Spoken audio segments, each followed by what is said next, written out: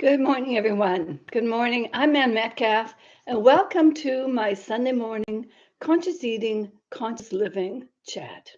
So glad to have you here. We have got a cold winter day out here in Delta, British Columbia, and winter is here. And we are fast approaching the longest day of the year in a few days. Winter in full swing. Thank you. And today's chat is going to be on carob. And as some of you know, I've been playing with the celery juice cleanse for 29 days now. I took a 30-day challenge, and I can't believe that the 30 days is tomorrow. And so, with that, what are the benefits of that celery juice? Well, many people around the world are feeling much better. They're feeling healthier, more alive. Their health conditions are reducing and they're regaining their vitality back. And if you're interested, just go to Anthony William, medical medium, and he's got a lot of videos. He explains his thinking, his history, how he came to have that information. And so I'm going to continue. It's not going to be just a 30-day challenge. It's going to be an everyday for the time being, anyway. And so what I found with this celery juice cleanse, and you just add the celery juice to whatever you're eating at the moment. You're not just having celery juice. As Anthony says, it's a medicine, not a food, when you're having just the straight juice. So for me, it's been easier not to have my chocolate, which was my favorite go-to for all sorts of reasons. Regularity with those daily bowel movements, and things aren't so misplaced anymore. I've got more of, I found it, I know where it is. So I'm happy about that with the memory improving. And in that whole process, I'm drinking a lot more water because I have my water and lemon juice first thing, wait my 15, 30 minutes, have my juice, and then I have my brain detox pudding, which I love. Anyway, so that's that. So there's still a bit of the craving for chocolate, although not as much as I mentioned. And I was thinking, what do I use in place of chocolate? Carob. And I've had a carob on my shelf. I've used it over the years. And then I listened to oh, different people, whether it was the food industry or others, talking about, oh, it's got too much sugar. I'm going, oh, sugar's bad. Well, what I've been learning from Anthony in reading his medical medium books, especially the one that's called The Brain Saver. Well, our brain grows as we're born and grow. It needs glucose and glycogen. Well, that's sugar, healthy sugar in whole foods, including carob, because I think about 50% of it has a sugar component to it. So off the back shelf comes my roasted carob powder. I bought some raw carob powder to add to that. And so now I'm diving into this wonderful world of carob powder recipes and carob chips. Where did it come from? How is it used? And what are its benefits? And what do we know about it now? What is it? Well, it's a legume from an evergreen tree, also called the locust bean or St. John's bread, tree of the pea family, and grown for its edible pods. And the reason it's called St. John's bread is apparently St. John the Baptist and others actually ate a lot of this for their survival. And it's grown for its edible pods. And the pods turn green to brown when they're ripe, and they're between 4 and 10 inches long. And its name comes from the Arabic Carob or Carob, meaning pod or bean pod. The tree itself grows up to 8 to 17 meters, so it's one big tree. The dark brown pods are harvested mainly in the summer months, and you want those biggest, shiniest, kind of dry feeling pods if you kind of live in those warm climates. Now, a bit of history. Originally, it was used for animal food, feeding the donkeys and the goats and the pigs. And it originated in the Eastern Mediterranean region, some citing Syria as a source. Egyptian archaeological evidence shows that carob was used in ancient times. Pods and seeds of carob have been found in Egyptian tombs, while the pectin of carob was used to mummify the dead. That puts carob's use for 5,000 years through the warm climate of the Mediterranean. The ancient Greeks brought it to Greece and Italy, while the Arabs spread it across North African coast. Portugal and Spain and actually Portugal is one of the largest producers of carob, followed by Italy, Morocco, Greece, and Cyprus. And carob is also mentioned in a piece of literature. It's called the Epic of Gilgamesh, and that dates from around 4,000 years ago. And this book was written on clay tablets and with the oldest known alphabet, which was cracked in the 1870s. What was its use 5,000 years ago and today? Interestingly, it was used as a weight measurement because the carob beans weigh about 200 grams uniformly in the pod. The ancient traders used this to measure precious gems and very lightweight commodities. In ancient Mesopotamia, carob is used to make sweets and juices. In the Near East, it is traditionally consumed during Lent, Ramadan, and Tu B'Shvat. A carob drink can be bought from vendors, SOUS, vendors in Cyprus and Malta, where it's used to prepare drink to ease coughs and sore throats.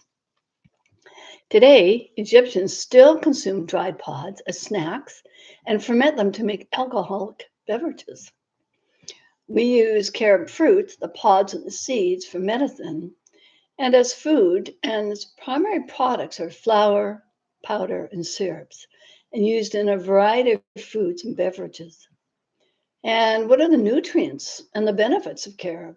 Well, for me, it's not only a chocolate caffeine substitute, but it's also a storehouse of vitamins and minerals, nutrients that our body can use to be our whole optimal wellness. Now, a brief mention of issues here, health issues. It was reported that carob is used for diarrhea, diabetes, prediabetes, persistent heartburn, obesity, athletic performance, and high cholesterol. But according to science, there's no really good scientific evidence to support these uses. So, you just be your own researcher, be your own tester. The Moroccan now Amazighs, pardon my mispronunciation, is 40% of Moroccans. It's an ancient culture, and they drink it as an infusion to treat digestive diseases. In fact, Morocco is the second global producer of carob and sells the fruit's honey. So I'll let you explore that one a little further.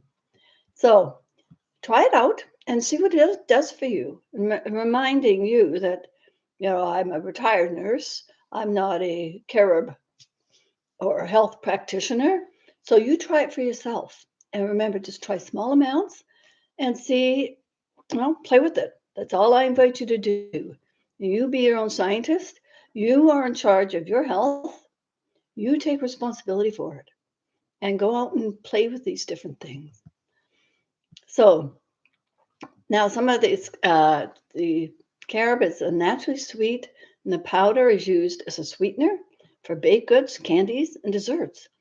And if you can't access the carob pods because you need to be living in a warm country, they can be used to make a beverage, a replacement for hot chocolate.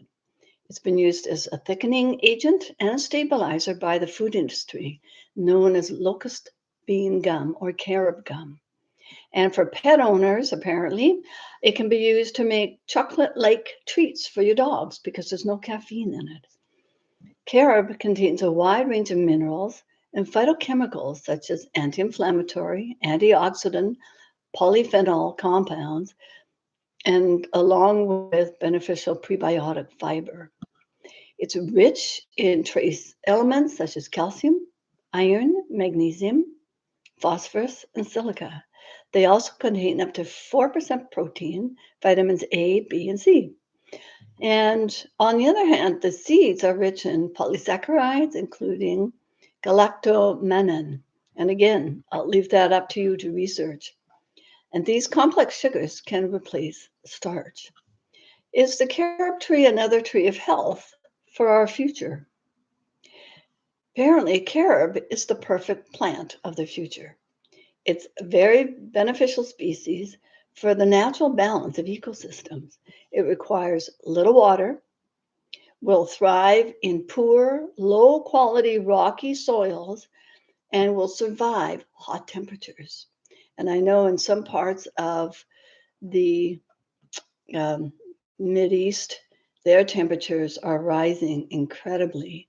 Imagine summer temperatures of 40 to 50 degrees Celsius. So some of these trees that can withstand that will provide us with nutrients that we all need. Now, the carob tree does not start to fruit for 3 to 5 years and does not reach maturity for 25 years. But after this time, it will produce a large amount of seed pods, sometimes up to a ton. Well, that's a lot of carob pods. And from an environmental perspective, as it gives shelter to different birds and mammals, the trees are not usually prone to attack from pests, so they're easy to grow in an organic manner, provide bee food, and are nitrogen fixing for the soil. I mean, to me, that's just a win-win. And I think maybe this writer was from New Zealand. He says, maybe we should start planting some now, and it will grow in the warm parts of New Zealand. And some different ways to use your new carob powder sensations. And I invite you to post whatever or however you've used carob powder or snacked on the beans if you were in Egypt. Share with that on our Facebook page. You can add carob powder to smoothies, sprinkle it on yogurt, add it to your favorite bread dough or pancake batter, make a hot carob drink instead of hot chocolate, and make a creamy carob pudding, and replace candy bars with carob bars made of carob powder and almond milk. So I'm going to post the sites with the different recipes. There's an Australian one that is just full of amazing recipes for you to try out. It's called the Australian Carob Company. So I wonder if there's carob trees now growing in Australia, because northern Australia is very hot. And if the soil's not that good, those trees will still thrive. So, enjoy your holiday season with some new recipes. Add diversity, which is variety, to your meals and your snacks. I found a carob oatmeal muffin, and it's a mix of a couple of recipes that I'm going to make for my Christmas presents for my family. Next week is Christmas Day, and I may have a short Facebook Live call, probably a little short one, and just pull out my magnificent cards. Okay, carob's brown, so let's pick an orange one. What have we got here? And I'm going to pick another out of mine, which I didn't get ready. Go.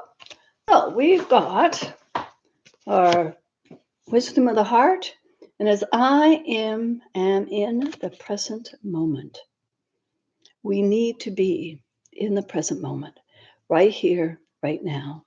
And when you're in that present moment, just breathe in the peacefulness that you are, that you can be, and know that all is well It may not seem like it out there, but things are not what we see. We don't understand things we don't know. What's the background behind all of this? The universe has got this bigger picture. We don't.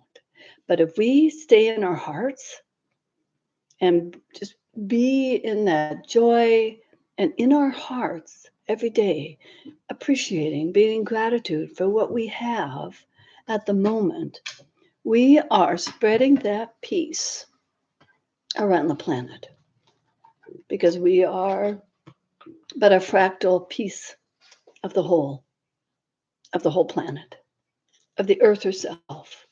And and I've talked about it before, and the earth knows you. The earth knows everyone on this planet. She's protected us, loved us, nourished us for centuries. All our ancestors from our past, today, and going into the future are nourished by the earth. She loves us unconditionally, as does God, the entire universe. So just feel that peace for a moment.